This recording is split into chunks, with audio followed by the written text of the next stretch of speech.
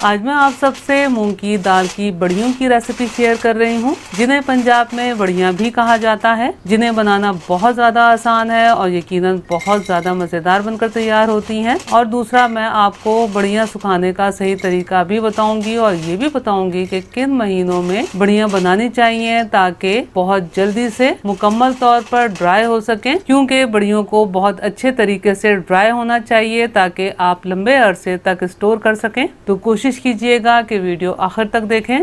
बिस्मिल्लाहिर्रहमानिर्रहीम। अस्सलाम वालेकुम फ्रेंड्स, उम्मीद है आप सब खैरियत से होंगे। ये मैंने आधा किलो छिली हुई मूंग की दाल ली है, जो कि बिल्कुल साफ सुथरी है। लेकिन जो दाल आप इस्तेमाल करें तो ज़रूर चेक कर लीजिएगा कि अगर कंकर वगैरह मौजूद हो तो उन्हें सेपरेट कर लें।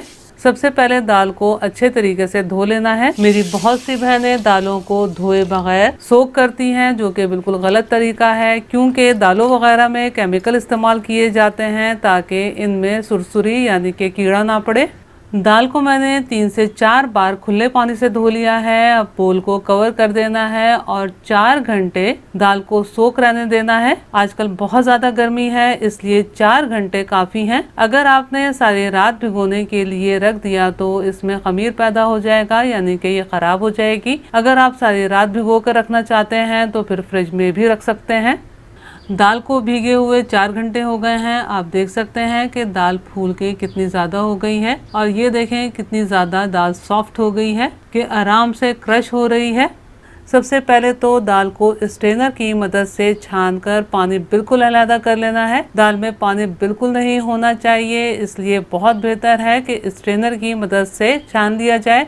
आप दाल को थोड़ा थोड़ा करके ग्राइंडर में भी ग्राइंड कर सकते हैं, या अगर आपके पास छोटा चॉपर मौजूद है तो आप चॉपर में भी थोड़ा थोड़ा करके ग्राइंड कर सकते हैं। लेकिन अगर आपके पास मेरी तरह बड़े साइज का चॉपर मौजूद है तो एक ही बार में तमाम दाल को पीसा जा सकता है। दाल को हमने इस तरह पीसना है कि तमाम दाल मुकम्मल तौर पर क्रश हो जाए। और दाल को हमें बहुत ज़्यादा दरदरा नहीं पीसना, बस हल्की सी दरदरी होनी चाहिए, ताकि जब हम पिसी हुई दाल की बड़ियाँ बनाएं तो दाल आपस में ठीक तरीके से बाइंड हो सके। क्योंकि अगर दाल बहुत ज़्यादा दरदरी होगी तो बड़ियाँ ठीक तरीके से बन नहीं पाएंगी, और दूसरा, जब सालन बनाएंगे तो बहुत जल्दी से बड़ियाँ टूट फूट जाएंगी।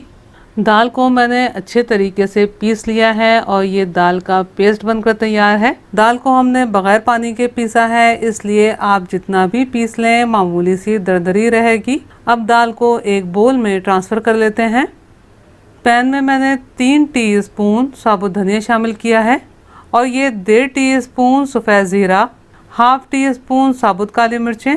अब इन्हें लो फ्लेम पर मुस्तकिल चमचा चलाते हुए हल्का सा भून लेना है।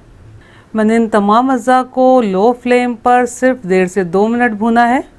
अब मैं इन तमाम अज़्ज़ा को हावन दस्ते में ट्रांसफ़र करके हल्का हल्का सा क्रश कर लूँगी। इन अज़्ज़ा को हल्का हल्का सा क्रश करना है, इसलिए ग्राइंडर जार का इस्तेमाल नहीं किया, क्योंकि ग्राइंडर जार में ये अज़्ज़ा मुकम्मल तौर पर ग्राइंड हो जाएंगे। आप देख सकते हैं ये तमाम अज़्ज़ा क्रश हो गए हैं। बस इसी तरह से हमें क्रश करना है। ये क्रश किए हुए अज़्ज़ा बोल में शामिल किए हैं। 2 टीस्पून या हस्बे ज़ायका कुटी हुई लाल मिर्चें, 1/2 टीस्पून हल्दी पाउडर, 1 टीस्पून या हस्बे ज़ायका नमक। मैं बड़ियाँ बनाने के लिए हींग पाउडर का इस्तेमाल कर रही हूँ, जो कि मैंने 1/4 टीस्पून शामिल किया है। अगर आप हींग पाउडर इस्तेमाल नहीं करना चाहते तो आप 1 टेबल स्पून क्रश किया हुआ अदरक भी शामिल कर सकते हैं।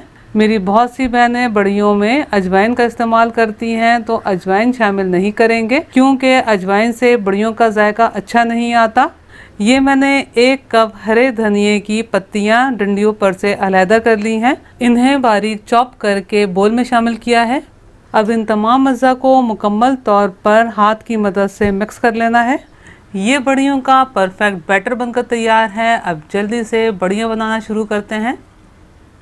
ये मेरे पास काफ़ी बड़े साइज़ का थाल मौजूद है, जिसके नाप की कटिंग करके मैंने एक प्लास्टिक शीट रखी है। अब इस तरह तरतीब से छोटे छोटे साइज़ की बड़ियाँ बनाते हुए थाल में रखते चले जाएंगे। वैसे तो आप बड़े साइज की भी बड़ियाँ बना सकते हैं, लेकिन बहुत बेहतर है छोटे साइज की बड़ियाँ बनाई जाएं, ताकि ये बहुत जल्दी से ड्राई भी हो सके और इन्हें पकाना और खाना भी आसान हो सके। अगर आपके पास चारपाई मौजूद है तो चारपाई पर भी प्लास्टिक शीट बिछाकर बड़ियाँ बना सकते हैं। बस इस तरह से थाल वगैरह में अगर बड़ियों को सुखाया जाए तो एक जगह से दूसरी जगह मूव करना बहुत आसान हो जाता है। आप इस तरह कपड़े पर भी बड़ियों को सुखा सकते हैं। आपने भी नोट किया होगा कि बाजार की तैयार बड़ियां अगर हम इस्तेमाल करें तो उसमें खाते हुए कंकर या मिट्टी महसूस होती है, इसलिए बेहतर है साफ सुथरे तरीके से बड़ियां घर में तैयार की जाएं। आप ट्रे या थाल वगैरह को कुकिंग ऑयल से ग्रीस करके भी बड़ियां बना सकते हैं। अब बड़ियों को कपड़े से कवर करके धूप में रखेंगे और कोशिश करें कि जब बड़ियां बनाएं तो सुबह के टाइम बनाएं, ताकि बड़ियों को पूरे दिन की धूप बहुत अच्छी मिल सके। आजकल बहुत गर्म और ड्राई मौसम है, तो 1.5 दिन में ये बड़ियां बहुत अच्छे तरीके से सूख गई हैं, लेकिन इनकी बेस हल्की सी नरम है।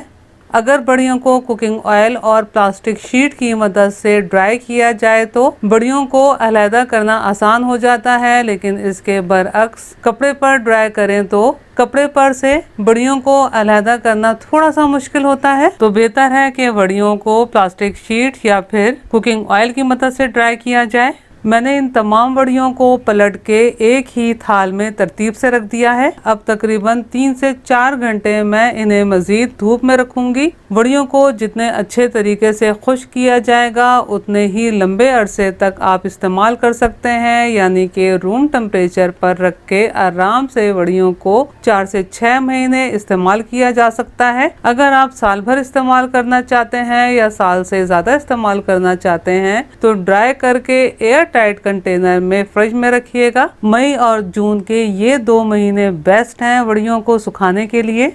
ये बड़ियां मुकम्मल तौर पर ड्राई हो गई हैं। अब इन्हें एयर टाइट जार में मैं ट्रांसफर करके स्टोर कर लूंगी और बहुत जल्द आपको बड़ियों का बहुत मज़ेदार सालन बनाना बताऊंगी। अगर आपको मेरा काम थोड़ा सा भी पसंद आया हो तो मेरी वीडियो को लाइक कीजिए, अपने दोस्त अहबाब में शेयर कीजिए, चैनल को सब्सक्राइब करना और बेल बटन को क्लिक करना बिल्कुल भी मत भूलिएगा। अल्लाह हम सब का दस्तरख्वान हलाल रिस्क से वसी तर फरमाए, आमीन। मुझे और मेरी फैमिली को भी अपनी दुआओं में याद रखिएगा। अपना बहुत ख्याल रखिएगा। अगली रेसिपी की वीडियो तक के लिए अल्लाह हाफिज।